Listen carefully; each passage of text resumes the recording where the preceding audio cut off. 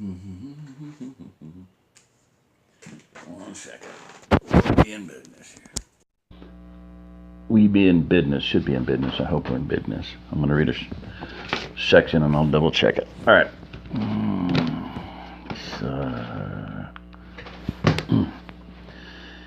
Yes, Mom, Samantha answered from the other room. Run down to Abby's and tell Lisa. I think your dad's coming down with something, and I'm sitting on him until she can get here. Okay, Mom. A second later, they heard the screen door slam.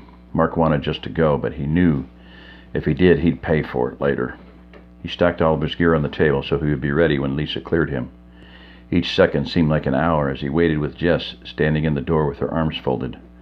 Finally, Lisa and Sam came into the room. So what's the problem? The nurse asked. Mark's running a fever. He says he's fine, but I don't think so, Jess said before Mark could say anything. Lisa put her hand on Mark's forehead. You're right, Jess.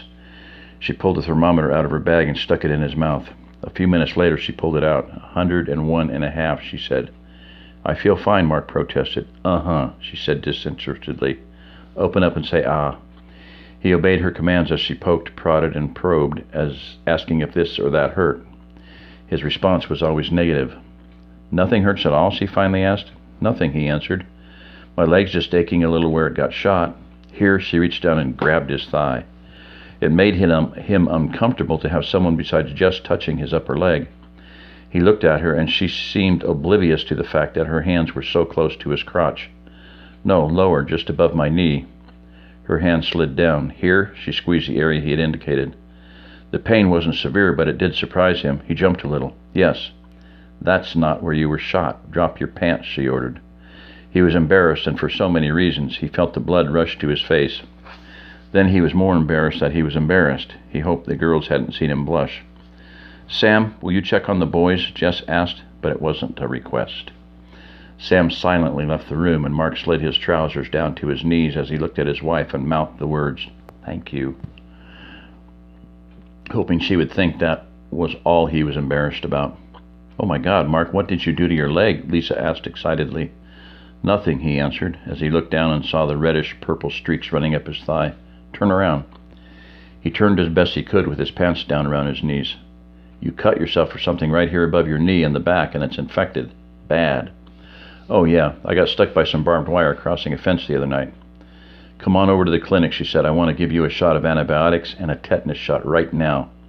Then can I go? He asked expectantly. Yes, the tall, blonde nurse replied. You can go to bed and rest for a couple of days. No work of any kind until we get this infection knocked down. But nothing. This was the firmest Mark had ever seen her. This is serious. Do you want to lose this leg? He shook his head, finally realizing why she was so concerned. I didn't think so. Now pull up those pants and let's go. She looked over at Jess and spoke to her as if he wasn't in the room. I think we caught this in time. Good thing you called me. I'm going to give him the shots and some oral antibiotics too. When he gets home, you're to make sure that he rests. I'll tell them at the command post that he's on medical restriction for at least the next few days, Lisa said as she marched out. Mark buckled his belt and sheepishly followed her out of the room. When they got to the clinic, she gave him a big shot in his hip. He felt a little humiliated. First, Jess and Lisa had acted like he was a kid by not including him in their conversation. Then he had to get a shot in the butt. He had asked for it in the arm, but Lisa had refused, saying it was too much medicine to inject there. She did give him the tetanus shot in the arm. When she was done, she instructed him to sit in one of the chairs for 20 minutes. I have to make sure you don't have a reaction to the antibiotics. I have some work to do in the other room. I'll come get you in a little bit, and then you can go home and rest, understand? Yes, Lisa, I understand, he said in an exasperated voice. She pretended not to notice his attitude, wrote something on a clipboard hanging on the wall, and walked out of the room.